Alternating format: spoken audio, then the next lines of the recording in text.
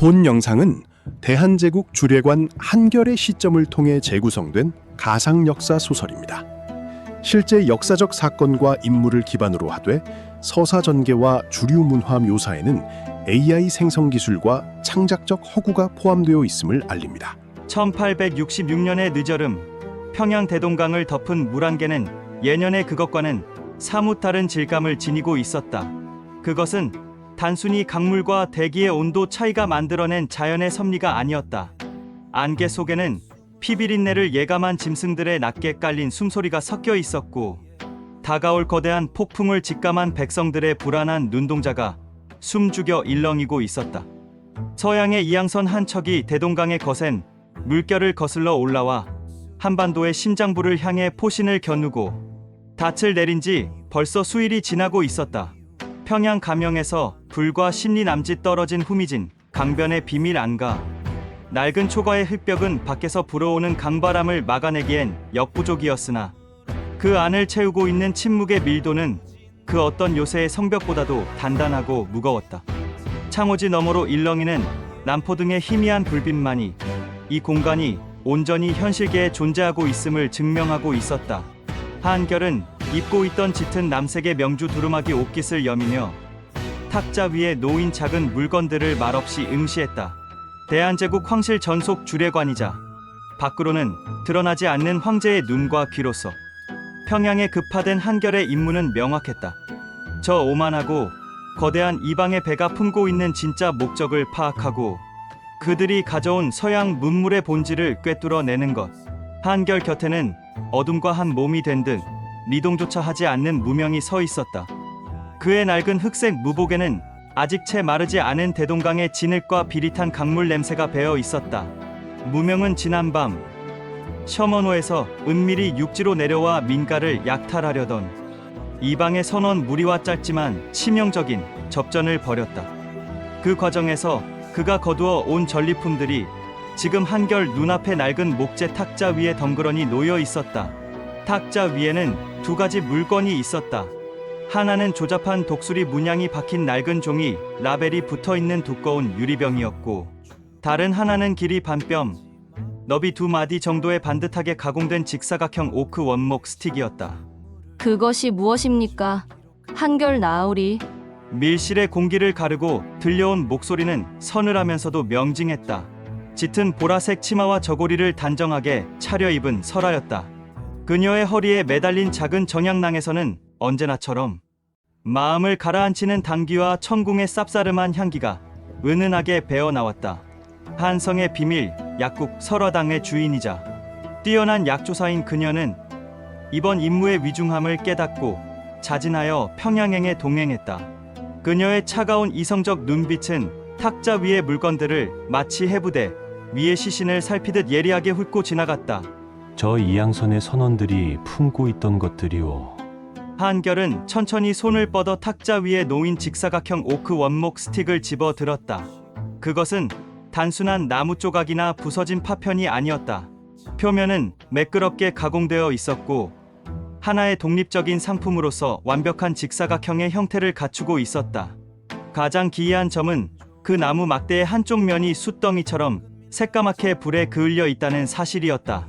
한결은 그 불탄 단면을 코끝에 가까이 가져갔다. 이것은 단순한 장작이 아니오.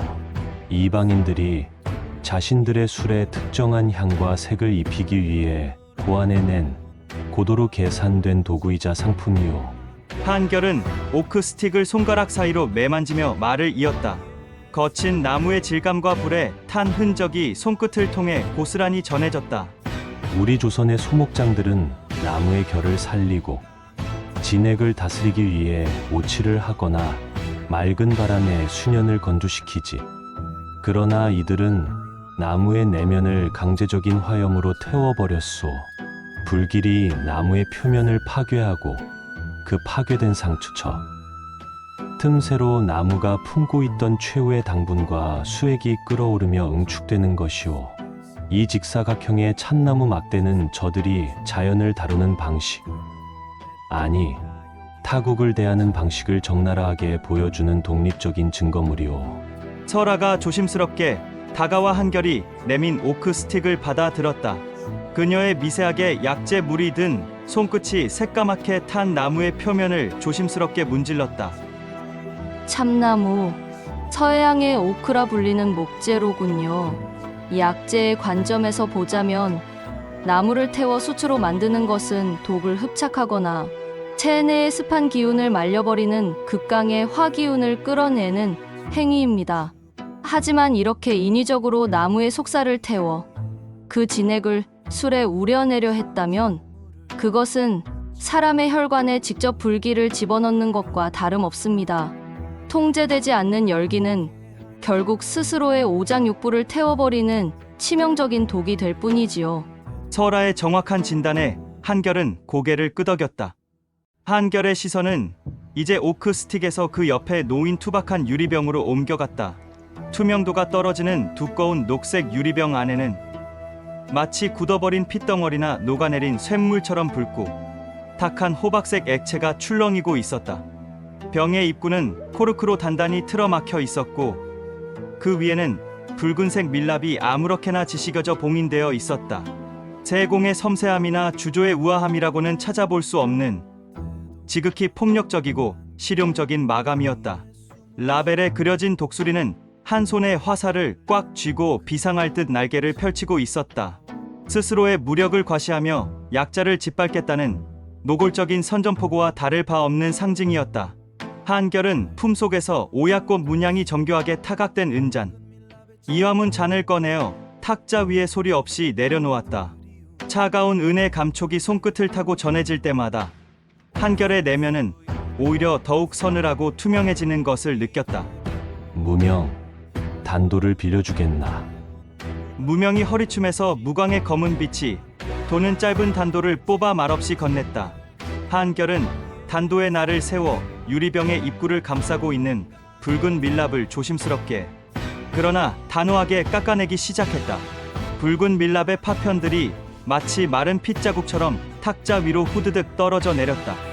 밀랍이 완전히 제거된 후 한결은 엄지손가락에 힘을 주어 코르크 마개를 쥐고 천천히 비틀었다. 끼기기 뻥. 오랜 시간 압력을 견디며 갇혀있던 이방의 숨결이 파열음과 함께 밀실의 공기 중으로 폭발하듯 뿜어져 나왔다. 그 순간 밀실을 가득 채우고 있던 대동강의 습한 물 한 개, 냄새와 설아의 당귀 향은 순식간에 자취를 감추었다.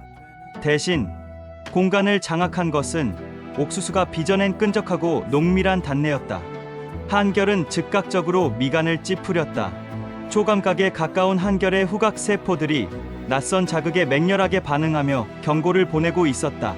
첫 숨에 밀려든 옥수수의 단맛은 놀라울 정도로 달콤하고 유혹적이었다.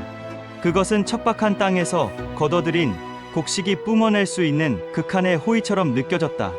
그러나 그 달콤함은 철저히 기만적인 위장이었다.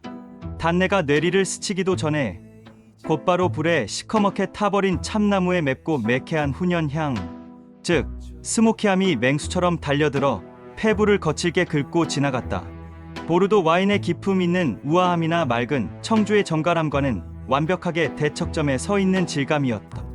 그것은 길들여지지 않은 야생의 냄새였고 거대한 숲을 잿더미로 만들고 남은 짐승 같은 폭력의 냄새였다. 이것이 저들이 자랑하는 발번이라는 화주인가. 한결은 은잔을 기울여 붉은 호박색의 액체를 조심스럽게 따랐다. 점성이 느껴지는 끈적한 기액이 은잔의 내벽을 타고 흘러내리며 은은한 남포 등 불빛을 반사했다. 액체가 은잔 바닥에 오약꽃 문양을 덮는 순간 한결은 숨을 죽이고 은잔의 색 변화를 살폈다. 설아 역시 긴장한 눈빛으로 은잔을 주시했다. 독극물에 반응하는 은의 빛깔에는 변화가 없습니다. 적어도 비상이나 짐새의 독 같은 치명적인 화학 물질은 들어있지 않다는 뜻이겠지요. 하지만 설아, 진정한 독은 때로는 눈에 보이지 않는 법이오. 한결은 은잔을 코끝으로 가져가 잔 속에 맺힌 향기의 층위를 더 깊이 분해하기 시작했다. 가죽의 비릿함, 말려놓은 담배잎의 독한 향, 그리고 알 수 없는 붉은 과일이 썩어갈 때 나는 퇴폐적인 냄새가 겹겹이 쌓여 있었다. 이 모든 향기를 하나로 묶어내는 것은 아까 확인했던 그 직사각형 오크 원목 스틱에서 뿜어져 나오던 폭력적인 화염의 흔적이었다. 한결은 심호흡을 한 번 한 뒤 은잔을 입술에 대고 차가운 은의 감촉 너머로 붉은 액체를 한 모금 입안으로 흘려넣었다.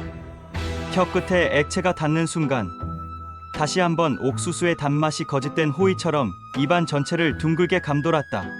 마치 우리는 그저 평화로운 통상을 원할 뿐이다라고 말하던 셔먼호 선장 프레스턴의 가증스러운 변명처럼 달콤했다. 그러나 그 단맛은 혀를 속이는 찰나의 환영에 불과했다. 액체가 구강을 지나 식도를 타고 넘어가는 바로 그 순간 끔찍한 자결감이 폭발했다. 크크. 한결도 모르게 낮은 신음이 새어나왔다. 마치 붉게 달아오른 쇳물을 삼킨 것 같았다.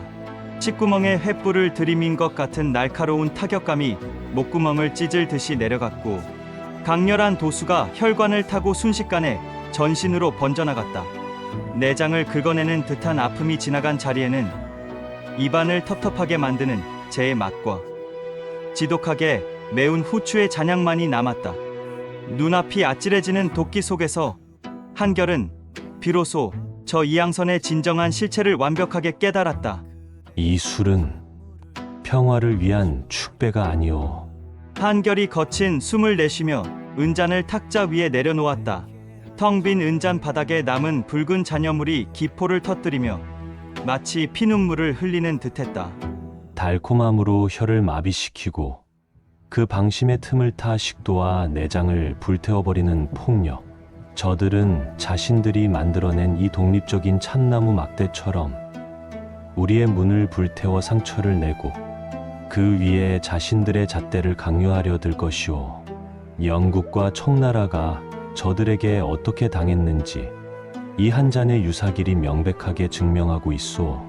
이 술은 금탑기라는 거친 개척지에서 원주민들을 몰아내고 세운 피의 역사 위에 자본이라는 탐욕의 불길을 더해 증류해 낸 순수한 야만의 결정체여. 한결의 말에 밀실에는 무거운 정적이 내려앉았다. 무명은 어둠 속에서 단도의 손잡이를 더욱 꽉 쥐었고 설아는 안타까움이 섞인 시선으로 탁자 위에 참나무 막대를 내려다보았다. 나으리, 밖에 동태가 심상치 않습니다. 그때였다. 굳게 닫힌 밀실의 창호지가 바깥에서 불어온 돌풍에 거칠게 흔들렸다. 동시에 아득히 먼 대동강 상류 쪽에서 하늘을 찢는 듯한 거대한 포성이 밤 공기를 가르고 울려 퍼졌다. 셔먼호의 포문이 불을 뿜은 것이다. 뒤이어 평양 백성들의 분노의 찬 함성이 강물을 타고 쓰나미처럼 밀려들기 시작했다. 한결은 자리에서 천천히 일어났다. 이 거친 금탑기 발번 유사길이 남긴 타오르는 듯한 잔여감은 곧 대동강 수면 위를 붉게 물들일 거대한 화염의 불길한 전조였다. 저들은 총포와 함께 이 불타는 액체를 앞세워 제국의 문을 오만하게 두드렸으나 조선의 백성들은 결코 그 폭력적인 달콤함에 굴복하지 않을 것이다. 평양 감사 박 교수와 관민들은 이미 소형 배에 섬나무를 싣고 불을 붙인 채 저 거대한 이양선을 향해 돌진할 준비를 끝마쳤을 터였다. 서라, 무명, 서두릅시다. 한결은 두루마기 자락을 펄럭이며 탁자 위에 놓인 제국주보의 빈 페이지를 펼쳤다. 먹을 칼 틈조차 없었다. 한결은 셔먼호의 야욕을 상징하는 그 거친 버번 위스키에 붉은 액체를 손가락 끝에 묻혀 기록장의 흰 여백 위에 빠르게 글을 써 내려갔다. 병인년 8월 이방의 불꽃이 대동강을 태우려 하다. 그들은 옥수수의 단맛으로 미장한 화염을 앞세웠으나 결국 그들이 피운 오만의 불씨는 자신들의 돛대를 태우는 어파로 돌아올 것이다. 한결은 글기가 마르기도 전에 제국주보를 품속 깊이 찔러 넣었다. 밀실 밖으로 발을 내딛자 대동강의 물 한 개는 어느새 붉은 화염의 빛을 머금고 거대한 핏빛 안개로 변해가고 있었다. 제국의 운명을 뒤흔들 거대한 역사의 서막이 혀끝을 찢어놓던 그 지독한 위스키의 끝맛과 함께 잔혹하게 타오르기 시작했다. 한성의 밤은 짙고 무거웠다. 경복궁 중건 공사로 인해 낮 동안 뽀얗게 일었던 도성의 흙먼지가 밤이 되자 북악산에서 굽이쳐 내려온 서늘한 야기와 뒤섞여 끈적한 해무처럼 골목골목을 짓누르고 있었다. 병인박해의 피바람이 휩쓸고 간 지 반년이 채 지나지 않은 시점, 도성의 밤거리는 숨소리조차 내기 두려울 만큼 팽팽한 긴장감으로 가득 차 있었다. 그러나 빛이 닿지 않는 심연의 바닥에서는 언제나 가장 치열한 욕망이 끓어오르는 법이다. 한결은 짙은 남색 명주 두루마기 옷깃을 곧게 세운 채 인적이 끊긴 운종가 뒷골목의 허름한 객주 앞을 지나 지하로 이어지는 은밀한 계단으로 발걸음을 옮겼다. 한결의 등 뒤로는 언제나처럼 낡고 검은 무복을 입은 무명이 소리 없이 따르고 있었다. 그의 발걸음은 짐승처럼 기척이 없었지만 한쪽 눈가에 깊게 파인 옅은 흉터, 주변의 근육이 미세하게 긴장해 있는 것을 통해 그가 주변의 모든 암살 가능성을 본능적으로 차단하고 있음을 알 수 있었다. 지하의 두꺼운 참나무 문을 열고 들어서자 지상의 적막함과는 완벽하게 단절된 또 다른 세계가 펼쳐졌다. 각국의 밀사들과 거상들, 그리고 몰락한 양반들이 정보를 거래하는 조선 최고의 지하 정보 허브 월영정이었다. 남포등의 붉고 노란 불빛들이 실내를 가득 채운 매캐한 시가 연기에 부딪혀 산란하며 몽환적이고 퇴폐적인 분위기를 자아내고 있었다. 오랜만이군요. 한결 나으리. 대원군 하파의 눈을 피해 이곳까지 행차하시다니 북쪽의 강바람이 꽤나 매서운 모양입니다. 홀의 중앙을 가로질러 나를 맞이한 것은 월영정의 실질적인 지배자 명선이었다. 19세기 말 유럽 사교계를 휩쓸던 화려한 검은색 벨벳 드레스, 엉덩이 부분을 풍성하게 부풀린 버슬, 스타일의 치마가 그녀의 우아한 걸음걸이에 맞추어 부드럽게 물결쳤다. 가슴팍까지 내려오는 진주 목걸이와 서구식으로 풍성하게 웨이브를 넣은 머리칼은 쇠국으로 빗장을 걸어 잠근 조선의 현실과는 지독하게 이질적인 미장센이었다. 그녀의 여유로운 미소 뒤에는 한성의 모든 그림자 권력을 쥐고 흔드는 날카로운 눈빛이 번뜩이고 있었다. 평양에 뜬 기이한 배 한 척 때문에 황실의 심기가 편치 않소. 명선, 당신의 귀에 들어온 진짜 소식이 필요하오. 한결은 목소리를 낮춰 그녀에게 말했다. 명선은 들고 있던 상아 부채를 가볍게 펼치며 입가로 가져갔다. 저기 가장 깊은 밀실에 나으리께서 찾으시는 해답의 일부를 쥔 불곰 한 마리가 기다리고 있습니다. 그는 오늘 밤 평소 즐기던 맑고 투명한 고니액 대신 아주 낯설고 매캐한 냄새가 나는 붉은 화주를 가져왔더군요. 명선의 안내를 받아 다가간 연회장 가장 구석진 밀실. 무명은 무건의 고개 끄덕임과 함께 어둠 속에 녹아들며 입구를 차단했다. 한결이 문을 열고 들어가자 금실로 화려하게 수놓은 견장이 달린 짙은 녹색의 러시아 제국 외교관, 정복을 입은 거구의 사내가 여유롭게 앉아 한결을 맞이했다. 깊게 파인 파란 눈과 정갈하게 다듬어진 갈색 수염, 극동 정세를 조율하는 러시아 공사관의 서기관이자 한결의 오랜 체스 파트너 세르게이였다. 기다리고 있었소. 대한제국의 귀를 가진 사내여. 세르게이가 특유의 묵직한 바리톤 음성으로 인사를 건네며 탁자 위로 조잡한 유리병 하나를 밀어 보냈다. 두꺼운 녹색 유리 너머로 일렁이는 붉고 탁한 젓갈색 액체. 그것은 한결이 평양으로 떠나기 전 미리 이 사태의 본질을 파악하기 위해 그에게 의뢰했던 물건이었다. 병의 겉면에는 한 손에 화살을 꽉 움켜쥔 조잡한 독수리 문양이 박힌 낡은 종이 라벨이 붙어 있었고, 막에는 거친 코르크를 쑤셔 넣은 뒤 시뻘건 밀랍으로 아무렇게나 봉인되어 있었다. 세르게이가 가져온 이 술병은 미국 상선 제너럴 셔먼호의 화물칸에 실려 있던 것과 동일한 신대륙의 거친 개척지에서 빚어진 켄터키 버번 위스키였다. 한결은 말없이 품속에서 오약꽃 문양이 정교하게 타각된 한결의 상징, 이화문 잔을 꺼내어 탁자 위에 조용히 내려놓았다. 이양선 제너럴 셔먼호. 겉으로는 조선과의 통상을 요구하는 순수한 상선을 표방하고 있지만 저 오만한 독수리 라벨 뒤에 숨은 진짜 자본의 꼬리를 밟았소? 한결이 차갑게 묻자 세르게이는 빙긋 웃으며 품에서 날카로운 은장도를 꺼내 코르크를 감싼 붉은 밀랍을 거칠게 깎아냈다. 그대의 통찰력은 언제나 나의 기대를 뛰어넘지. 쩍 하는 기분 나쁜 파열음과 함께 코르크 마개가 뽑혀 나오자 좁은 밀실 안의 공기가 순식간에 기괴한 폭력성으로 물들었다. 가장 먼저 후각을 강타한 것은 옥수수가 빚어낸 지독하게 끈적하고 농밀한 단내였다. 그러나 그 달콤한 유혹은 찰나에 불과했다. 단내가 채 가시기도 전에 불에 새까맣게 타버린 나무의 맵고 매캐한 훈연, 향이 폐부를 거칠게 긁고 지나갔다. 마치 울창한 천여림을 무자비하게 불태우고 남은 잿더미에서 피어오르는 학살과 약탈의 냄새와도 같았다. 한결은 이화문 은잔의 붉은 호박색의 액체를 아주 조금 따랐다. 은잔 바닥에 오약꽃 문양이 일렁이는 핏빛 액체 아래서 질식할 듯 신음하고 있었다. 잔을 들어 코끝에 가져갔다. 가죽의 비릿함, 말려놓은 독한 담배즙의 향, 그리고 무엇보다 인위적으로 나무의 속살을 태워 억지로 끌어낸 기만적인 당분의 냄새가 겹겹이 층을 이루고 있었다. 이 술은 단순한 곡차가 아니오. 한결은 은잔의 수면을 응시하며 낮게 읊조렸다. 이들은 술에 특정한 향과 색을 입히기 위해 독립적인 상품으로 가공된 완벽한 직사각형 참나무 원목 막대를 불에 새까맣게 태우고 그것을 증류액 속에 강제로 집어넣수. 불길에 파괴된 나무의 상처 틈새로 끓어오른 수액이 억지스러운 달콤함을 만들어내는 것이지. 자연의 섭리와 시간을 기다리는 우리의 양주법과는 달리 무력으로 상처를 내고 그 위에 자신들의 잣대를 강요하는 방식. 저 제너럴 셔먼호가 조선의 강문을 두드리는 태도와 이 술의 제조법은 소름 끼치도록 닮아 있어. 세르게이는 흥미롭다는 듯 턱을 괜 채 자신의 커다란 글래스에 위스키를 콸콸 부어 단숨에 들이켰다. 정확한 분석이오.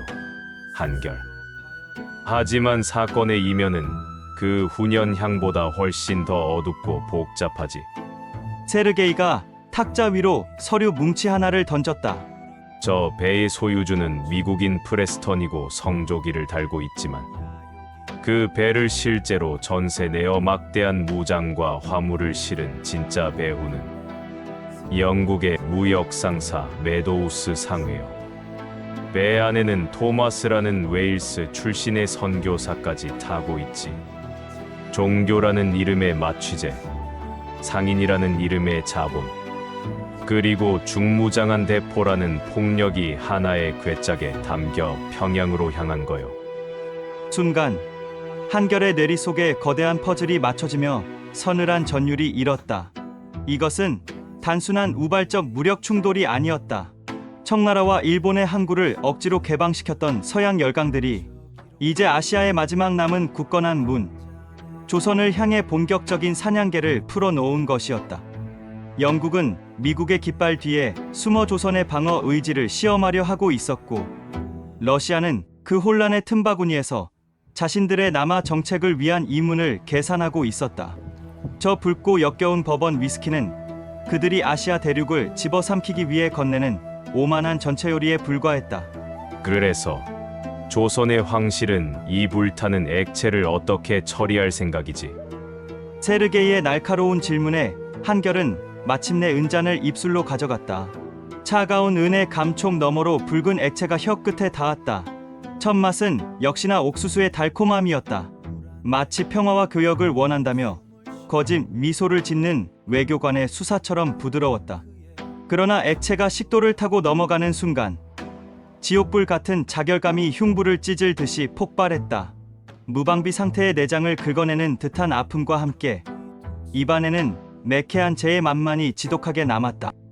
한결은 고통을 억누르며 텅 빈 잔을 탁자 위에 내려놓았다. 잔의 바닥에 묻은 붉은 잔여물이 남포등 불빛에 반사되어 마치 대동강 수면 위로 흩뿌려진 피처럼 보였다.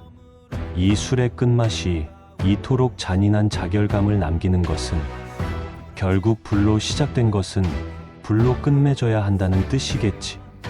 한결은 서류 뭉치를 챙겨 품에 넣으며 차갑게 내뱉었다. 대동강은 러시아의 네바강이나 영국의 템스강처럼 호락호락하지 않소. 그들이 억지로 입혀놓은 폭력적인 달콤함은 우리 백성들의 분노라는 거대한 화염을 만나 그들의 배를 통째로 태우는 잿더미가 될 것이오. 평양 감사 박규수 대감은 결코 그들의 총포 앞에 조선의 자존심을 무릎 꿇리지 않을 거요. 흥미로운 낭만이군. 세르게이가 입술에 묻은 술방울을 닦아내며 묘한 미소를 지었다. 하지만 한결, 한 척의 배를 불태운다고 해서 제국주의라는 거대한 시대의 해이를 막을 수는 없을 거요. 오늘 대동강에서 피어오른 불씨는 결국 훗날 더 많은 성조기를, 단 군함들을 불러들이는 끔찍한 명분이 될 테니까. 그의 말은 뼛속까지 시린 진실이었다. 셔먼호 사건이 남길 정치적 파장은 이미 한결의 머릿속에서 치밀한 복선이 되어 미래의 재앙을 가리키고 있었다. 하지만 한결은 흔들리지 않았다. 무너져가는 나라의 운명 앞에서도 마지막까지 잔을 쥐인 손의 품격을 잃지 않는 것. 그것이 제국의 주례관인 한결이 지켜야 할 최소한의 긍지였다. 미래의 파도는 미래의 우리가 감당할 것이오. 오늘 밤 그대가 내어준 이 거친 발번 유사길의 핏빛 교훈은 잊지 않겠소. 한결은 자리에서 일어나 몸을 돌렸다. 낡은 참나무 문을 열고 나서자 문 밖 어둠 속에서 대기하던 무명이 소리 없이 한결의 등 뒤로 따라붙었다. 코를 가로질러 나갈 때 명선이 여전히 우아한 자태로 미소 지으며 고개를 숙여 보였다. 월영정을 빠져나와 다시 도성의 흙바닥을 밟았을 때 습한 해문은 뒤로 바뀌어 차갑게 내리고 있었다. 품속에 자리한 은잔에는 아직도 그 지독한 훈연향이 검은 유령처럼 맴돌고 있었다. 그것은 달콤함으로 위장한 채 다가와 조국의 식도를 불태우려 하는 제국주의의 끔찍한 악취였다. 한결은 평양으로 향하는 말 한 장에 오르며 가슴 깊이 간직한 제국주보의 여백에 오늘 밤에 이 자결하는 미각을 어떻게 기록할지 먹먹한 심정으로 되뇌었다. 저 멀리 북쪽 하늘 위로 아직 눈에 보이지 않는 거대한 섬나무의 화염이 이방의 오만한 돛대를 향해 비장하게 타오를 준비를 하고 있었다. 대동강의 수면 위로 무겁게 내려앉은 물 한 개는 짙은 잿빛을 띠고 있었다. 그것은 단순한 수증기의 응결이 아니었다. 지난 며칠간 제너럴 셔먼호가 평양 시내를 향해 무차별적으로 뿜어댄 대포의 흑색 화약 연기와 분노한 평양 백성들이 피어올린 횃불의 매연이 엉겨붙어 만들어낸 비극적인 시대의 장막이었다. 평양 가명의 가장 깊숙한 곳, 외부의 빛과 소리가 철저히 차단된 관찰사의 비밀 전각.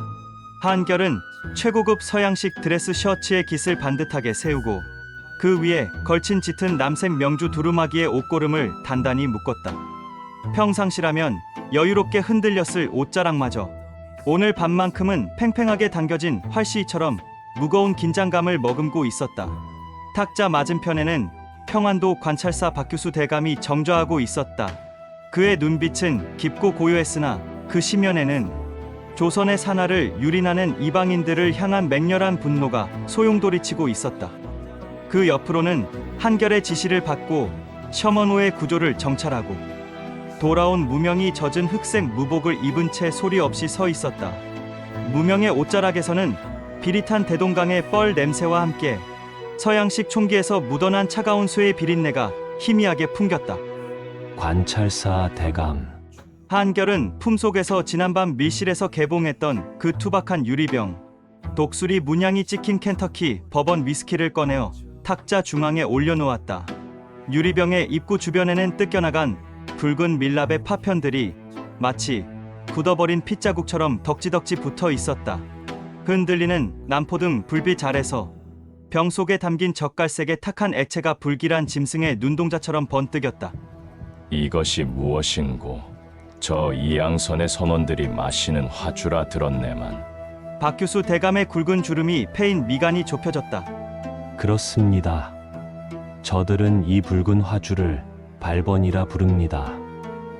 한결은 미리 준비해둔 작은 백자 사발 2개와 한결의 상징인 오약꽃 문양의 이화 무는 잔을 나란히 늘어놓았다. 겉으로는 교역을 원한다며 디단과 유리그릇을 내세우고 있으나 저 배의 가장 깊고 은밀한 밑바닥, 화물칸을 가득 채우고 있는 것은 바로 이 액체가 담긴 수십 개의 거대한 참나무 통들입니다. 무명, 자네가 목격한 것을 대감께 보고하게. 무명이 고개를 살짝 숙이더니 쇳소리가 섞인 건조한 음성으로 입을 열었다. 어젯밤 닻을 내린 셔먼호의 흘수선 아래쪽 화물칸에 잠입했습니다. 대포를 적재한 탄약고 바로 옆 구에게 성인 남자의 허리춤까지 오는 거대한 나무통들이 수백 개 단위로 결박되어 있었습니다. 통의 겉면에는 이 유리병과 같은 독수리 문양이 불도장으로 찍혀 있었고 틈새로 흘러나온 끈적한 단내가 하양 냄새와 뒤섞여 배 밑바닥 전체에 진동하고 있었습니다. 박규수 대감의 눈빛이 날카롭게 번뜩였다. 탄약고 옆에 술통을 수백 개나 쌓아두었다. 바다를 건너는 뱃사람들이 술을 즐긴다 하나 무기를 다루는 군함에 그토록 많은 화주를 화약과 함께 두는 것은 자살 행위가 아닌가.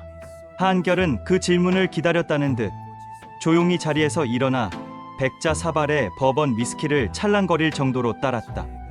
액체가 사발에 부딪히며 뿜어내는 옥수수의 끈적한 단내와 불에 탄 나무의 매캐한 훈연향이 순식간에 정각 내부를 가득 채웠다. 이 술의 본질을 아셔야 합니다, 대감. 그때 정각에 닫힌 문이 소리 없이 열리며 짙은 보라색 치마를 입은 설아가 들어섰다. 그녀의 한 손에는 작은 화로가, 다른 한 손에는 가느다란 부직갱이가 들려 있었다. 그녀 특유의 쌉싸름한 당귀 향이 방 안의 매캐한 위스키 냄새와 정면으로 충돌하며 묘한 긴장감을 자아냈다. 설아는 가벼운 목례를 한 뒤 화로를 탁자 위에 내려놓았다. 한결 나으리의 명을 받아 이 이방의 액체가 지닌 성질을 해부해 보았습니다. 설아의 차갑고 이성적인 목소리가 밀실의 공기를 가르며 울려 퍼졌다. 우리 조선의 맑은 소주나 청주는 곡물의 기운을 달래어 맑은 이슬로 받아내는 방식입니다. 하지만 이 발번이라는 술은 다릅니다.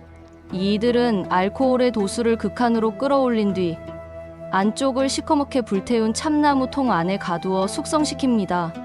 설아는 부직갱이를 화로 속 붉게 달아오른 숯장작에 깊숙이 찔러 넣었다. 끝부분이 시뻘겋게 타오르는 부직갱이를 꺼내든 그녀의 눈빛은 마치 진실을 베어내는 검객처럼 서늘했다. 나무가 불에 타며 생긴 상처에서 흘러나온 당분이 극한의 도수와 만나 응축됩니다. 이 액체는 마시는 이의 식도를 태울 뿐만 아니라 그 자체로 화약보다 더 지독한 인화 물질입니다. 곡물이 아닌 불 그 자체를 액체 형태로 가두어 둔 것과 같습니다. 한결은 고개를 끄덕이며 설아가 내민 붉게 달아오른 부직갱이를 받아 들었다. 그리고 찰랑거리는 위스키가 담긴 백자 사발의 수면 위로 그것을 서서히 가져갔다. 보시지요, 대감. 저들이 무력으로 우리의 문을 열기 위해 가져온 자본의 폭력이 역설적으로 저들에게 어떤 운명을 선사할지. 화악! 부직갱이의 열기가 버번 위스키의 표면에 닿기 무섭게 사발 위로 시퍼런 불기둥이 폭발하듯 솟구쳐 올랐다. 불길은 붉은색이 아니었다. 극한의 알코올 농도를 증명하듯 시면의 바다처럼 짙고 푸른 불꽃이 백림처럼 타올랐다. 밀실 안의 온도가 순식간에 급상승했고 일렁이는 푸른 화염이 박규수 대감의 주름진 얼굴과 문명의 흉터를 그리고 설아의 투명한 눈동자를 기괴한 색채로 물들였다. 불길 속에서는 옥수수의 단내가 끔찍한 악취로 변해 살을 태우는 듯한 매캐한 연기를 뿜어내고 있었다. 이럴 수가. 박규수 대감이 탄식처럼 중얼거리며 불기둥을 응시했다. 술이 아니라 끓어오르는 기름이로구나. 그렇습니다. 한결은 맹렬하게 타오르는 푸른 불꽃을 흔들림 없는 시선으로 바라보며 말했다. 셔먼호의 소유주인 미국인 프레스턴과 그 배를 무장시킨 영국의 메도우스 상회는 치명적인 오만을 범했습니다.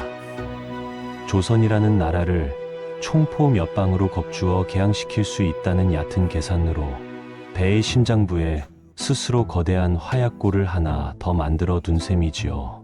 수백 개의 참나무 통 안에 갇혀있는 이 푸른 화염들, 이것이 바로 셔먼호의 가장 끔찍하고도 완벽한 약점입니다.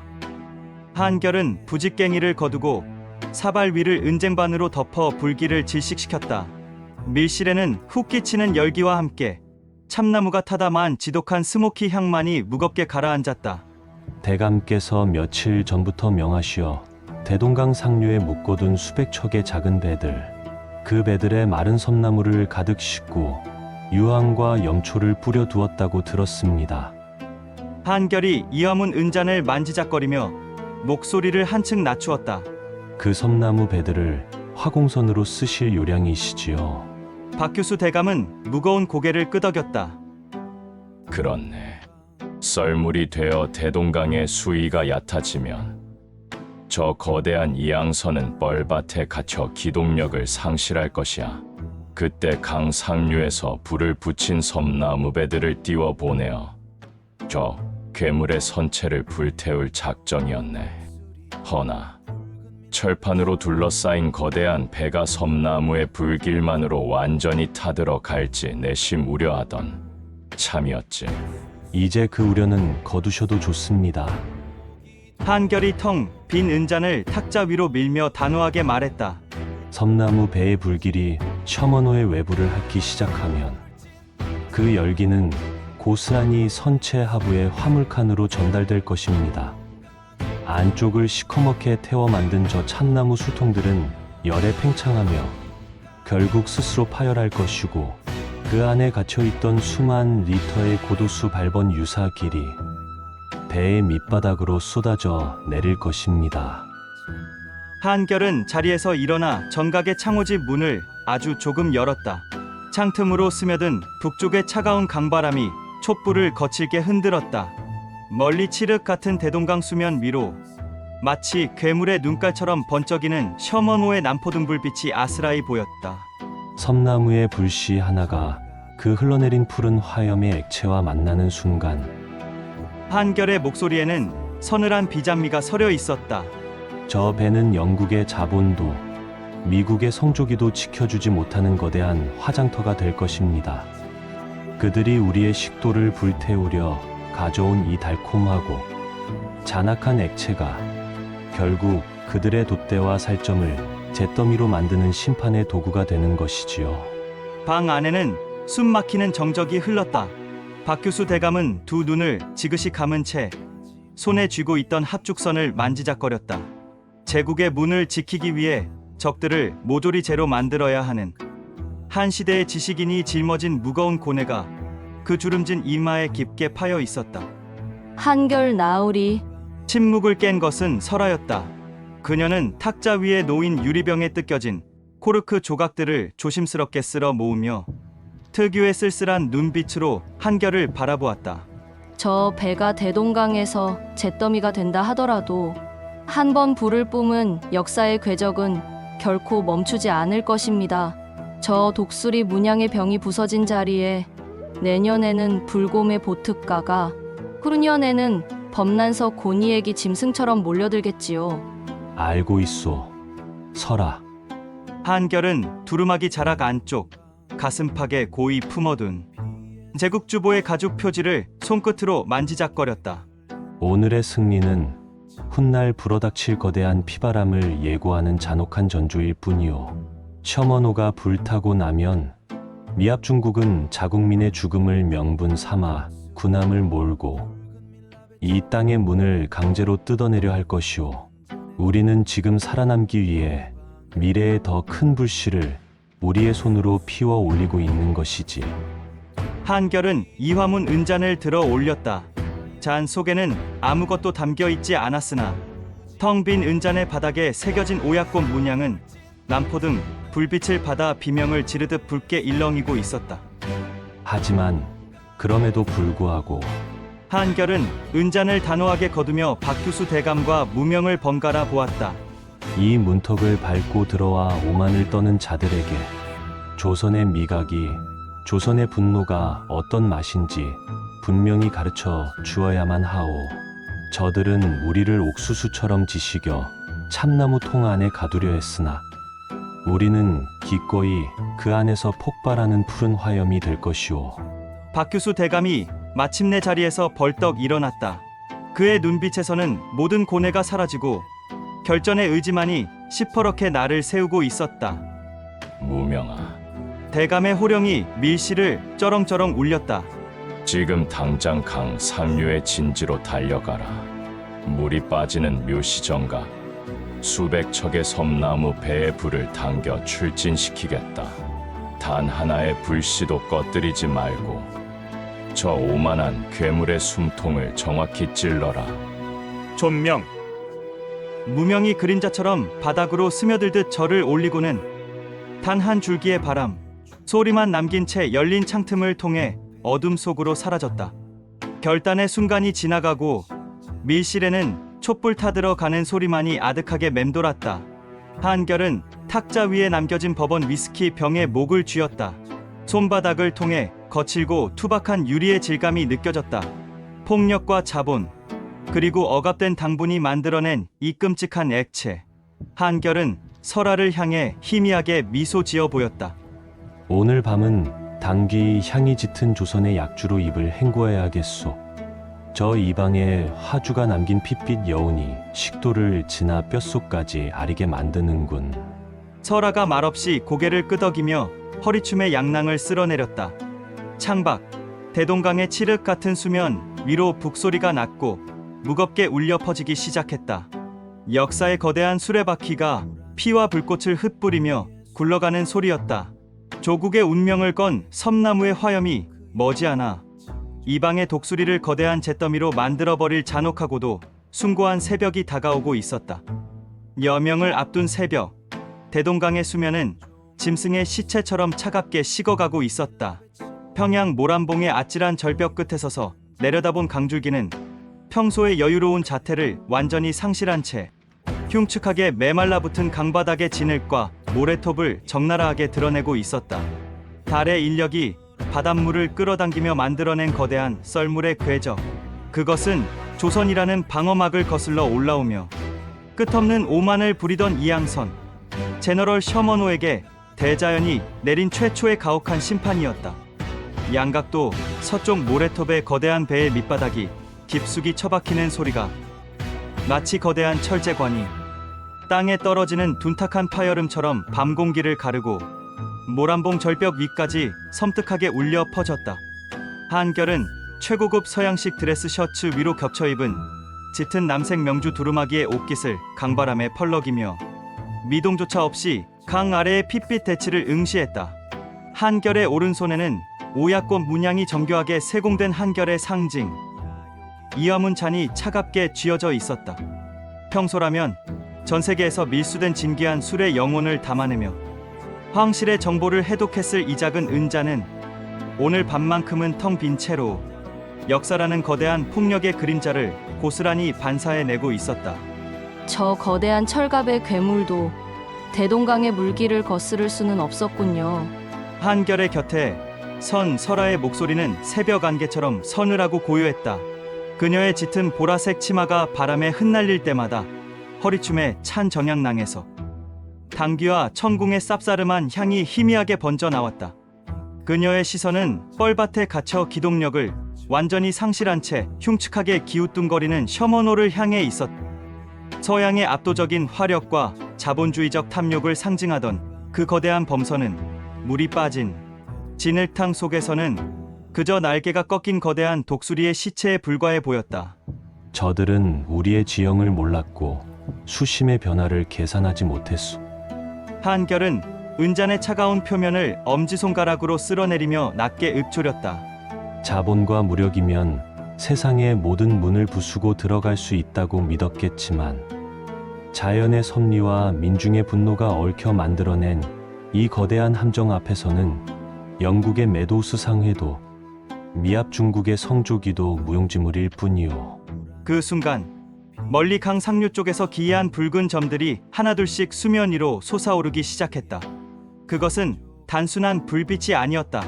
평안도 관찰사 박규수 대감의 묵직한 결단과 한결의 그림자이자 호위인 무명의 치밀한 실행력이 결합되어 탄생한 거대한 징벌의 서막이었다. 마른 섬나무를 산더미처럼 쌓아 올리고 그 위에 유황과 염초를 잔뜩 들이부은 수백 척의 소형 나룻배들이었다. 썰물의 거센 물살을 탄 섬나무 배들은 모래톱에 갇혀 발버둥치는 셔먼호를 향해 무서운 속도로 돌진하기 시작했다. 무명은 필시 저 붉은 점들 중 가장 선두에 선 나룻배에서 횃불을 치켜든 채 감정을 지운 서늘한 눈빛으로 이양선의 숨통을 겨누고 있을 터였다. 오고 있소. 한결의 목소리에 미세한 떨림이 묻어났다. 그것은 두려움이 아니라 한 시대가 무너지고 새로운 야만의 시대가 열리는 경계선에 서 있다는 비장한 전율이었다. 셔먼호 갑판 위가 순식간에 아수라장으로 변하는 소리가 모란봉 절벽 위까지 생생하게 전해졌다. 서양인 선원들과 고용된 청나라 선원들이 공포에 질려 내지르는 비명 소리, 그리고 바라카드 쏘아대는 조총과 대포의 굉음이 새벽 하늘을 찢어 놓았다. 흑색 화약의 매캐한 연기가 대동강 위를 덮었으나 불을 머금고 돌진하는 수백 척의 화공선을 막아내기엔 역부족이었다. 쾅! 마침내 가장 거대한 불길을 뿜어내던 선두의 섬나무배가 셔먼호의 측면에 격돌했다. 뒤이어 수십 척의 배들이 연달아 이양선의 나무 외벽에 부딪히며 찢고 있던 불타는 섬나무 더미를 갑판과 선체 합으로 토해냈다. 화염은 순식간에 셔먼호의 돛대를 타고 거대한 혓바닥처럼 솟구쳐 올랐다. 한결은 눈을 가늘게 뜨고 손에 쥔 이화문 은잔을 꽉 움켜쥐었다. 한결의 절대적인 미각과 후각이 대기의 흐름을 읽으며 다음 순간 벌어질 거대한 파국을 초읽기하고 있었다. 서라. 숨을 들이마시시오. 한결은 어둠 속에서 흔들리는 횃불의 잔상을 바라보며 말했다. 지난밤 가명의 밀실에서 우리가 해부했던 그 붉은 화주, 긍탑기 발번 유사길의 진정한 맛을 온전히 느끼게 될 터이니. 한결의 말이 끝나기가 무섭게 불길에 휩싸인 셔먼호의 심장부 선체 하부의 화물칸 쪽에서 지금까지의 대포 소리와는 전혀 다른 차원의 묵직하고도 기괴한 폭발음이 연쇄적으로 터져 나왔다. 퍼벙, 펑, 콱. 그것은 포탄이 터지는 소리가 아니었다. 화물칸에 빽빽하게 적재되어 있던 수백 개의 참나무통들이 외부에서 가해지는 섬나무의 엄청난 열기를 견디지 못하고 팽창하다 마침내 스스로 파열하는 소리였다. 폭발과 함께 셔먼호에 부서진 선체 틈새로 쏟아져 나온 것은 붉은 불꽃이 아니었다. 그것은 마치 지옥의 밑바닥에서 길어 올린 듯한 시퍼렇고 투명한 푸른 화염의 기둥이었다. 내부를 시커멓게 불태워 강제적인 달콤함을 쥐어짜낸 오크통 안에서 수년 동안 갇혀있던 극한의 알코올 도수가 외부의 불씨와 만나 대기 중으로 맹렬하게 산화하며 뿜어내는 불의 피였다. 푸른 불길이 하늘을 찌를 듯이 솟구치는 순간 모란봉 절벽 위까지 끔찍하고도 농밀한 냄새가 소름 끼치는 돌풍을 타고 밀려왔다. 이 향기는 설아가 치마폭으로 코와 입을 막으며 미간을 찌푸렸다. 가장 먼저 코끝을 핥힌 것은 역설적이게도 지독하게 끈적하고 기만적인 옥수수의 단내였다. 지난밤 은잔에 담겨 혀끝을 부드럽게 마비시켰던 그 달콤함이 지금은 수만 리터의 기화된 알코올과 뒤섞여 구토를 유발할 만큼 역겨운 살상력을 띠고 대기를 오염시키고 있었다. 그러나 그 달콤함은 1초도 채 유지되지 않았다. 이내 수백 개의 오크통이 파편이 되어 타들어가면서 뿜어내는 참나무의 맵고 독한 훈연향, 즉 거친 스모키함이 강바람을 타고 두 사람의 폐부를 날카롭게 찢어발겼다. 이것이 저들이 스스로를 파멸로 이끈 방식이요. 한결은 눈앞에서 펼쳐지는 거대한 푸른 불바다를 보며 씁쓸하게 내뱉었다. 한결의 손에 들린 이화문 은잔의 오약꽃 문양이 저 멀리서 일렁이는 푸른 불꽃을 반사하며 기괴하게 빛나고 있었다. 저들은 통상을 요구하며 평화를 가장했지만 정작 그들이 싣고 온 배의 심장부에는 옥수수의 단맛으로 혀를 속이고 불에 탄 참나무로 식도를 찢어발기는 잔혹한 화주를 가득 채워두었소.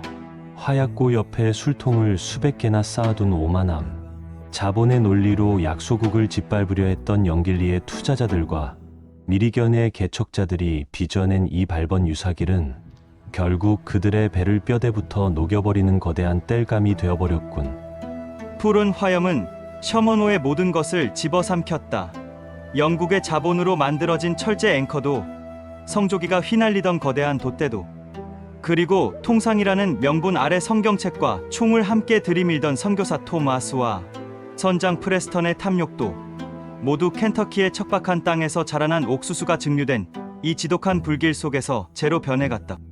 강물을 타고 흘러내리는 푸른 액체는 진흙탕에 처박힌 괴물의 살점을 남김없이 태우며 대동강 수면 위를 서양 열강의 피로 붉게 물들이고 있었다. 한결은 시선을 떨구어 한결의 손에 쥐어진 빈 은잔을 응시했다. 은잔의 표면에는 그들의 파멸이 남긴 푸른 불꽃과 섬나무 배가 태우고 남은 붉은 불꽃이 교차하며 춤을 추고 있었다.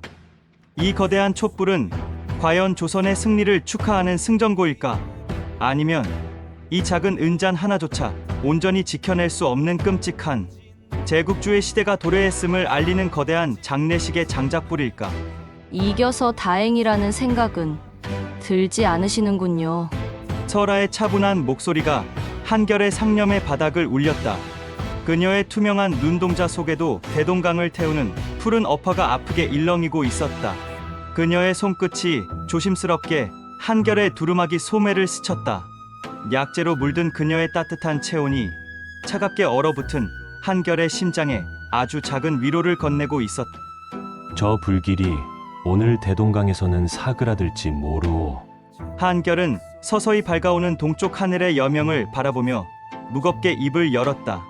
하지만 셔머노를 집어삼킨 저 발번 유사길의 끝맛이 식도에 끔찍한 자결감을 남기듯 오늘 피어오른 이 검은 연기는 결코 흩어지지 않을 것이오. 바다 건너 미리견은 자국민이 불타 죽었다는 완벽한 명분을 얻었소. 불과 5년 뒤 저들은 한 척의 상선이 아니라 십수 척의 장갑함과 수천 명의 무장 병력을 이끌고 강화도의 바다를 피로 물들이려 돌아올 것이오. 한결의 내리 속에 신미양요라는 피할 수 없는 비극적인 미래의 환영이 스쳐 지나갔다. 이것은 끝이 아니오. 제국주의라는 괴물이 본격적으로 아시아의 문을 뜯어내기 위해 건넨 아주 잔혹하고 달콤한 전체 요리에 불과하지. 대동강 수면 위로 검게 그을려 형태조차 알 수 없는 거대한 오크통의 파편 하나가 썰물의 흐름을 타지 못하고 모래톱에 힘없이 밀려와 처박히는 것이 보였다. 불길에 파괴된 참나무의 상처, 그리고 그 상처를 비집고 나와 셔머노를 불태운 푸른 알코올의 저주. 한결은 그 파편을 오래도록 응시했다. 한결의 품속에서 조심스럽게 가죽 표지로 덮인 작은 수첩, 황실에 숨겨진 역사를 기록하는 제국주보를 꺼내 들었다. 만년필의 촉이 종이 위를 스칠 때마다 밤새 한결의 코끝을 맴돌던 지독한 옥수수의 단내와 매캐한 연기 향이 잉크에 녹아드는 듯했다. 한결은 흔들림 없는 필치로 무너져가는 나라를 부여잡고 써 내려가야 할 역사의 핏빛, 복선을 한 글자씩 타각하듯 기록하기 시작했다. 대동강의 아침은 지독하게 고요했다. 간밤의 거대한 폭발음과 서양인 선원들의 단말마, 그리고 섬나무 배들이 뿜어내던 시퍼런 화염의 포효는 온데간데 없이 사라지고 오직 무거운 잿빛 안개만이 유령처럼 수면 위를 배회하고 있었다. 물이 빠진 양각도 서쪽에 질척이는 뻘밭 한가운데에는 불과 하루 전만 해도 압도적인 위용을 자랑하며 조선의 강문을 윽박지르던 이양선 제너럴 셔머노가 거대하고 흉측한 짐승의 뼈대처럼 앙상하게 주저앉아 있었다. 영국의 자본과 미국의 무력이 결합된 철제 장갑과 거대한 돛대는 모두 녹아내리거나 숯덩이가 되어 뻘밭에 처박혔다. 그 잔해 사이로 아직 완전히 꺼지지 않은 불씨들이 북쪽에서 불어오는 서늘한 강바람을 맞을 때마다 뱀의 혓바닥처럼 미세하게 붉은 빛을 명멸하고 있었다. 한결은 굽이 높은 가죽 구두가 대동강의 진흙에 속절없이 빠져드는 것도 아랑곳하지 않은 채 강기슭의 가장 끝자락까지 걸어 나갔다. 며칠 밤을 지새운 탓에 최고급 서양식 드레스 셔츠의 깃은 구겨져 있었고 그 위에 단정하게 걸쳐 입었던 짙은 남색 명주 두루마기에 옷자락에는 간밤의 화염이 흩뿌린 검은 재가 서리가 내린 듯 희뿌옇게 내려앉아 있었다. 한결은 오른손에 쥔 한결의 상징 오약꽃 문양이 타각된 이화문 잔을 천천히 들어 올려 허공의 냄새를 담아내듯 천천히 흔들었다. 은잔의 차가운 표면에 대동강의 잿빛 안개가 이슬처럼 맺혀 흘러내렸다. 은잔 속에는 단 한 방울의 액체도 남아있지 않았으나 한결의 초감각적인 후각 세포들은 대기 중에 흩어진 지난밤의 잔혹한 흔적들을 기계처럼 정밀하게 해독해내고 있었다. 아직도 그 지독한 냄새가 가시질 않는군요. 등 뒤에서 들려온 목소리는 서늘한 아침 공기만큼이나 차갑고 투명했다. 짙은 보라색 치마 끝자락이 강바람에 부드럽게 펄럭이는 소리와 함께 설아가 한결의 곁으로 다가왔다. 그녀의 단정하게 쪽진 머리 위로도 희미한 잿가루가 내려앉아 있었다. 평소라면 그녀의 허리춤에 매달린 정향낭에서 뿜어져 나와야 할 당귀와 천궁의 맑은 약재 향은 지금 이대동강 기슭을 장악하고 있는 압도적인 악취에 짓눌려 거의 느껴지지 않았다. 그렇소. 불에 탄 인간의 살점 냄새도 섬나무가 남긴 재의 냄새도 아니오. 한결은 은잔을 쥔 손에 힘을 주며 낮게 대답했다. 이것은 철저하게 기획되고 가공된 탐욕의 냄새요. 저 괴물의 뱃속을 가득 채우고 있던 수백 개의 참나무 통, 금탑기 밟은 유사길이 수만 리터의 기화된 알코올이 되어 대동강을 태우고 남긴 지독하게 달콤하고 끔찍하게 매캐한 사체의 냄새지. 한결의 시선이 머무는 강물 위로 시커멓게 타버린 목재 파편들이 부표처럼 둥둥 떠내려오고 있었다. 그것들은 셔먼호의 외벽이 아니었다. 간밤의 화공대 배의 심장부에서 가장 맹렬한 푸른 불기둥을 뿜어내며 스스로를 폭파시켰던 뇌관. 바로 그 버번 위스키를 담고 있던 오크통의 잔해들이었다. 그때 저 멀리 뻘밭을 헤집고 다니던 익숙한 검은 그림자가 소리 없이 한결과 설아를 향해 다가왔다. 낡은 무복이 강물과 진흙으로 엉망이 된 무명이었다. 그의 한쪽 눈가에 난 옅은 흉터가 아침 햇살을 받아 서늘하게 번뜩였다. 무명은 말없이 다가와 자신의 품에 안고 있던 거대한 널빤지 하나를 한결의 발밑에 모래톱 위로 툭 던져 놓았다. 화물칸의 가장 깊은 곳, 탄약고 바로 옆에서 터져나간 참나무 통의 파편입니다. 무명의 건조한 쇳소리가 대동강의 정적을 갈랐다. 한결은 무릎을 굽혀 그 널빤지를 살폈다. 길이 3뼘, 너비 1뼘 남짓한 두꺼운 참나무 판재였다. 바깥쪽 면에는 셔먼호의 화물칸에서 보았던 그 조잡한 독수리 문양의 일부가 불에 그을린 채 희미하게 남아 있었다. 그러나 한결의 시선을 사로잡은 것은 판재의 안쪽 면이었다. 안쪽 면은 마치 번개를 맞은 고목의 심장처럼, 아니 누군가 아기를 품고 화염방사기로 수백 번을 지져낸 것처럼 숯덩이로 변에 깊게 파여 있었다. 숯처럼 변한 나무의 결 사이사이로는 붉고 끈적한 수액의 흔적이 굳어 있었는데 그것은 나무의 피가 아니라 그 안에 담겨 있던 버번 위스키가 증발하며 남긴 최후의 당분 찌꺼기였다. 한결은 오른손의 검지와 중지를 뻗어 숯처럼 타버린 참나무 파편의 안쪽 면을 천천히 쓸어내렸다. 손끝에 닿는 감촉은 모래알처럼 거칠었고 불에 타버린 생명의 메마른 비명이 고스란히 전해지는 듯했다. 손끝에 묻은 검은 숯가루를 코끝으로 가져갔다. 순간 한결의 미간이 거칠게 좁혀졌다. 이 지독한 자결감, 한결은 나직하게 탄식했다. 간밤의 불길이 이 참나무를 태운 것이 아니오. 이 나무는 저 배에 실리기 훨씬 이전부터 이미 시커멓게 타들어 가고 있었소. 설아가 조심스럽게 몸을 숙여 한결이 만진 참나무 파편의 단면을 들여다보았다. 그녀의 맑은 눈동자에 숯덩이처럼 변한 제국주의의 파편이 아프게 맺혔다. 나무의 겉이 아니라 속을 인위적으로 태운 흔적이군요. 설아가 약조사 특유의 차갑고 분석적인 어조로 말했다. 우리의 한의학에서는 독을 다스리기 위해 약재를 수처럼 굽는 포제의 과정을 거치기도 합니다. 그러나 이것은 독을 빼내기 위함이 아니라 억지로 무언가를 쥐어짜내기 위한 폭력적인 화염의 흔적입니다.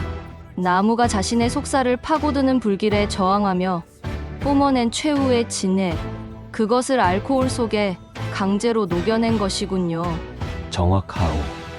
설아, 한결은 파편에서 손을 떼고 몸을 일으켰다. 한결의 손가락 끝에 묻어난 검은 숟가루는 끈적하게 달라붙어 좀처럼 떨어지지 않았다. 마치 이방인들이 이 땅에 남기고 간 지울 수 없는 치욕의 흉터 같았다. 이것이 저들이 발번이라는 화주를 빚어내는 방식이요. 영길리인과 미리견인들이 개척지라는 이름으로 아미리가 대륙의 숲을 불태우고 그 잿더미 위에서 옥수수를 길러냈지. 그리고 그 옥수수를 증류한 독한 알코올을 이렇게 안쪽을 시커멓게 태운 찻나무통에 강제로 가두어 버린 거요. 극도의 화염으로 파괴된 나무의 상처. 그 상처가 스스로를 치유하려 내뿜는 당분을 무자비하게 착취하여 술의 붉은색과 달콤함을 입히는 것이지. 한결은 이 화문 은잔을 들어 올려 저 멀리 뼈대만 남은 셔먼호의 잔해와 겹쳐 보았다. 은잔의 오얏꽃 문양이 잿빛 안개 속에서 구슬프게 일렁였다. 자연의 섭리를 기다려 맑은 이슬을 받아내는 우리의 양조법과는 질적으로 다르오. 폭력으로 상처를 내고 그 상처에서 배어나오는 달콤함을 착취하는 이 자본주의적 양조 기법은 포함을 앞세워 억지로 남의 나라 항구를 열어젖히고 이문을 챙기려는 저 이양선 제너럴 셔먼호의 태도와 소름 끼치도록 완벽하게 일치하오. 무명이 널빤지를 거칠게 발로 차 강물 속으로 밀어 넣었다.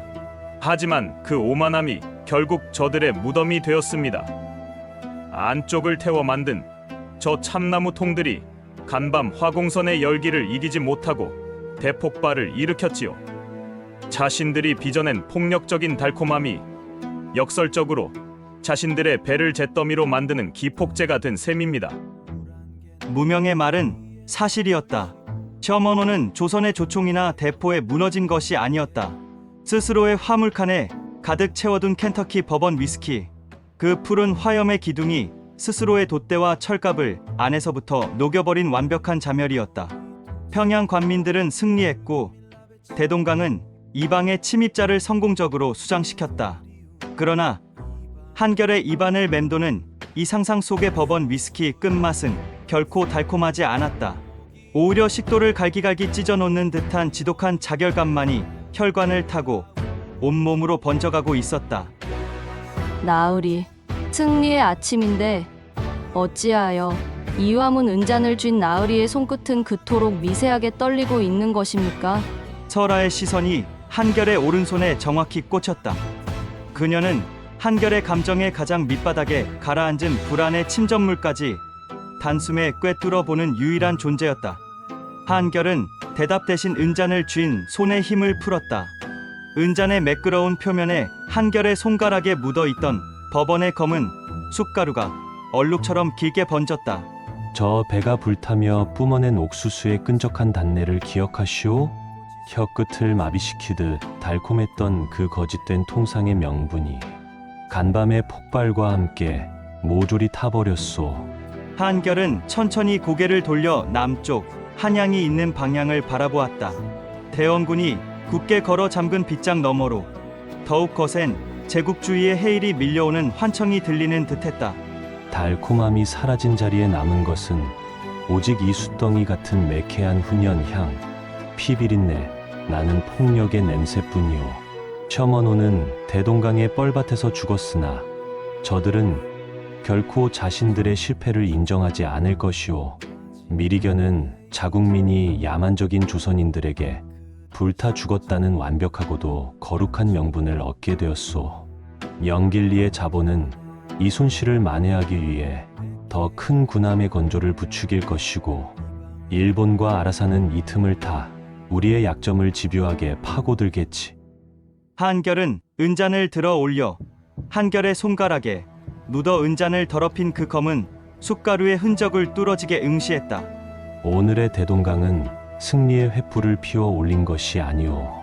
우리는 살아남기 위해 앞으로 수십 년간 이 나라의 산하를 핏빛으로 물들일 거대한 재앙의 뇌관을 건드려버린 거요.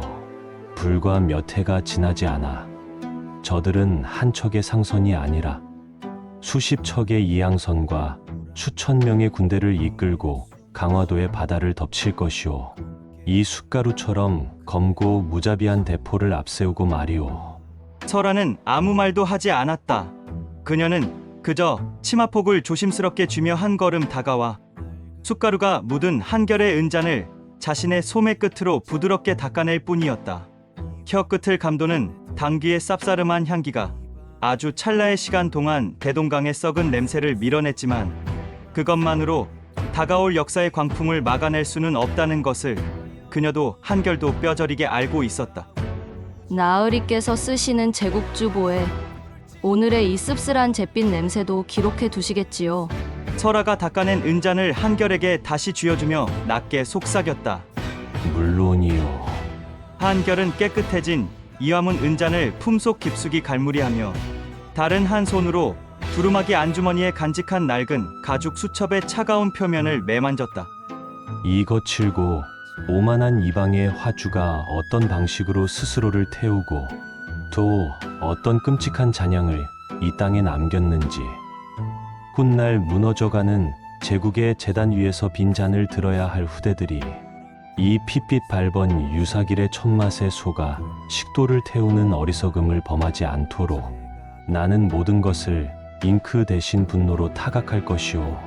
아침 해가 마침내 구름을 뚫고 솟아올랐으나 대동강의 물빛은 여전히 탁한 잿빛이었다. 수면 위로 둥둥 떠내려가는 검게에 탄 오크통의 파편들은 머지않아 조선의 바다를 가득 메울 성조기와 흑색 화약의 서늘한 복선이 되어 남쪽으로 무겁게 흘러가고 있었다. 제국을 덮칠 진짜 폭풍은 이 기만적인 위스키의 지독한 끝맛과 함께 비로소 서막을 올린 것이다. 평양 가명의 공기는 대동강에서 불어오는 리저름의 바람에도 불구하고 여전히 무겁고 습했다. 셔먼호가 잿더미로 변해 대동강의 뻘밭에 수장된 지 사흘이라는 시간이 흘렀으나 관아 전체에는 보이지 않는 미세한 잿가루가 내려앉은 듯한 특유의 텁텁함이 가시지 않고 있었다. 그것은 단순히 목재가 타들어간 물리적인 냄새가 아니었다. 척박한 신대륙의 옥수수를 증류하여 불에 탄 오크통에 억지로 가두었던 그 폭력적이고 기만적인 켄터키 버번 위스키가 응축하고 있던 살기가 조선의 흙과 공기 속에 깊숙이 스며든 탓이었다. 한결은 가명 가장 안쪽 관찰사 박규수 대감의 처소로 향하는 긴 회랑을 걷고 있었다. 단발령 이후 단정하게 빗어 넘긴 짧은 머리칼 위로 북쪽의 서늘한 바람이 스쳐 지나갔다. 최고급 서양식 드레스 셔츠의 깃을 반듯하게 세우고 그 위에 짙은 남색 명주 두루마기를 정갈하게 여민 한결의 복장은 방금 전까지 치러진 피비린내 나는 전투와는 지독하게 이질적인 고요함을 유지하고 있었다. 한결의 오른손은 두루마기 주머니 속에 깊이 찔러 넣어진 채 오약고 문양이 타각된 이화문 잔의 차가운 금속성 감촉을 끊임없이 만지작거리고 있었다. 지난밤 대동강 모래톱에서 검게 그을린 오크통 파편의 숟가루가 묻었던 그 잔이었다.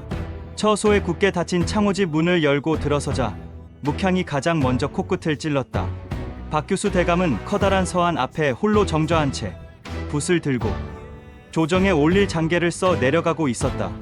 그의 주름진 이마에는 평양 국민들을 지켜냈다는 안도감 대신 한 시대의 지식인이 짊어져야 할 거대한 역사적 고뇌가 짙은 그림자처럼 드리워져 있었다. 머글머금은 붓끝이 화선지 위를 스칠 때마다 미세한 떨림이 전해졌다. 대감, 대동강에 남은 잔해들은 무명이 인솔하는 관군들이 모두 수습하여 모래톱 깊은 곳에 묻었습니다. 한결은 서안에서 세 걸음쯤 떨어진 곳에 멈춰서서 낮고 차분한 음성으로 보고했다. 박규수 대감은 붓을 거두지 않은 채 무거운 한숨을 내쉬었다. 조정에서는 이번 셔먼호의 격침을 두고 서양 오랑캐의 무력 도발을 우리의 힘으로 완벽하게 제압한 위대한 승리라 칭송할 것이네. 대원군 하파께서는 이를 명분 삼아 전국의 척화의 의지를 더욱 강고히 하시겠지. 하지만 대감께서는 그것이 승전의 축배가 아니라 더 큰 재앙을 부르는 독배임을 알고 계시지 않습니까? 한결의 서늘한 대답에 박규수 대감이 마침내 붓을 내려놓고 한결을 올려다보았다. 그의 깊은 눈동자에는 피로와 절망이 교차하고 있었다. 그렇네. 나는 평양의 관찰사로서 내 백성들을 약탈하는 이양선을 불태워야만 했네. 그러나 조선의 지식인으로서는 우리가 어제 불태운 것이 단순한 배 한 척이 아니라 아미리가 대륙이라는 거대한 국가의 자존심이며 나아가 영길리의 자본이 연결된 거대한 제국주의의 도화선이라는 사실에 뼈가 시리도록 두렵다네. 그들은 자국민이 불타 죽었다는 완벽한 명분을 쥐었어. 이 굳게 닫힌 문을 부수기 위해 머지않아 수십 척의 군함을 몰고 이 땅을 짓밟으러 올 것이야. 저들이 뱃속에 품고 왔던 화주, 발번의 성질과 정확히 같군요. 한결은 두루마기 주머니에서 이화문 은잔을 꺼내어 빈 서안의 한 귀퉁이에 소리 없이 내려놓았다. 옥수수의 달콤함으로 혀끝을 마비시켜 통상이라는 평화의 명분을 내세우지만 목을 넘기는 순간 끔찍한 자결감으로 식도를 찢어발기는 술. 그들은 나무의 속살을 불로 시커멓게 태워 억지로 당분을 쥐어짜내는 그 잔혹한 양조법처럼 우리의 산하를 불태워 상처를 내고 그 이에 자신들의 조약을 강제로 이식하려 들 것입니다. 이번에 셔먼호가 스스로의 술통이 파열하며 자멸한 것은 유행에 불과합니다. 다음번에는 그 폭력적인 불길이 조선의 심장부를 직접 겨냥할 것입니다. 박규수 대감은 은잔 바닥에 희미하게 남은 검은 숯가루의 얼룩을 바라보며 쓸쓸히 고개를 끄덕였다. 한결 나으리 황실의 눈과 귀가 되어 주시게. 한성으로 돌아가거든 무너져가는 이 제국의 운명 앞에서 황제 폐하께서 결코 저들의 기만적인 달콤함에 속지 않으시도록 그 서늘한 미각으로 진실을 지켜주시게나. 명심하겠습니다. 한결은 깊이 고개를 숙였다. 그것은 한 시대를 홀로 버텨내고 있는 늙은 거인에 대한 주례관으로서의 가장 숭고한 예우였다. 가명의 정각을 빠져나와 한결이 향한 곳은 평양성을 휘감아 도는 대동강이 한눈에 내려다 보이는 부병루의 깊숙한 곁방이었다. 문을 열자 짙은 보라색 치마와 저고리를 단정하게 차려입은 설아가 작은 주안상을 차려놓고 한결을 기다리고 있었다.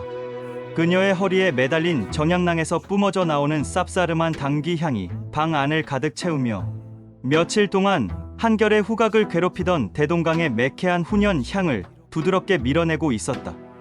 방의 한 구석에는 무명이 그림자처럼 서 있었다. 그의 낡은 흑색 무복은 깨끗하게 세탁되어 있었으나 한쪽 눈가의 흉터는 여전히 무광의 서늘함을 내뿜고 있었다. 나으리, 평양 가명에 우물물로 옥합을 씻어내었습니다. 설아가 차분한 목소리로 말하며 상 위에 놓인 백자 주전자를 가볍게 쓰다듬었다. 수고했소. 한결은 상 앞으로 다가가 앉으며 품에서 이화문 은잔을 꺼내어 내려놓았다. 설아는 말없이 조그만 명주천을 꺼내어 은잔의 표면에 묻어있던 버번 위스키의 미세한 숯가루 흔적들을 정성스럽게 닦아내기 시작했다. 그녀의 미세하게 약재 물이 든 손끝이 차가운 은잔의 곡선을 따라 움직일 때마다 셔먼호가 남긴 잔혹하고 야만적인 제국주의의 상흔이 아주 조금씩 씻겨나가는 듯했다. 그 붉고 탁했던 이방의 화주가 남긴 냄새가 뼛속까지 스며든 것 같았습니다. 설아가 은잔을 내려놓으며 말했다. 하여, 오늘은 조선의 흙이 빚어낸 온기에서 맑은 바람과 함께 숨을 쉬며 익어간 가장 정갈하고 투명한 청주를 준비했습니다. 설아가 백자 주전자를 기울이자 맑고 투명한 액체가 쪼르르 소리를 내며 오약꽃 문양이 타각된 은잔 속으로 흘러들었다. 잔을 채운 청주는 색깔이 거의 없었으나 남포등 불빛을 받아 마치 새벽 이슬처럼 영롱하게 빛났다. 한결은 조심스럽게 은잔을 들어 올려 코끝에 가져갔다. 버번 위스키가 뿜어내던 폭력적인 옥수수의 단내나 억지로 나무를 태워 만든 매캐한 훈연 향은 단 한 줌도 존재하지 않았다. 대신 잘 익은 쌀알이 발효되며 피어오르는 은은한 누룩의 향기, 그리고 이른 봄날 산기슭에서 피어나는 들꽃의 맑은 산미가 겹겹이 층을 이루며 후각 세포를 부드럽게 쓰다듬었다. 그것은 자연을 거스르지 않고 미생물의 숨결과 시간의 흐름을 경건하게 기다려 얻어낸 수능의 미학이었다. 한결은 은잔을 입술에 대고 맑은 청주를 한 모금 천천히 머금었다. 혀 끝에 닿는 순간 거칠게 식도를 긁어내리던 자결감은 온데간데 없이 사라지고 맑은 시냇물이 조약돌을 감싸듯 부드러운 감칠맛이 구강 전체를 따뜻하게 적셨다. 식도를 타고 내려가는 느낌은 한없이 부드러웠으며 삼키고 난 뒤 입안에 남는 여운은 마치 한 폭의 정갈한 수묵화를 감상하고 난 뒤에 묵향처럼 길고 깊었다. 이 맑고 투명한 맛을 지켜내는 일이 한결은 은잔을 내려놓으며 낮게 읊조렸다. 앞으로 얼마나 더 험난한 피를 요구하게 될지 짐작조차 가지 않는군. 발번의 불길이 이 맑음을 영원히 집어삼키게 두진 않을 것입니다. 어둠 속에 서 있던 무명이 불쑥 한마디를 던졌다. 그의 목소리는 여전히 건조했지만 그 안에는 섬나무 배를 몰고 셔먼호에 돌진했던 조선 무사의 서늘한 결기가 여전히 시퍼렇게 살아 숨쉬고 있었다. 무명무사님의 말이 맞습니다. 설아가 작은 백자 잔에 자신의 몫을 따르며 동의했다. 불길이 나무의 상처를 내어 억지스러운 단맛을 뽑아낼 수는 있겠으나 그것은 결국 화약골을 건드려 스스로를 잿더미로 만들 뿐입니다.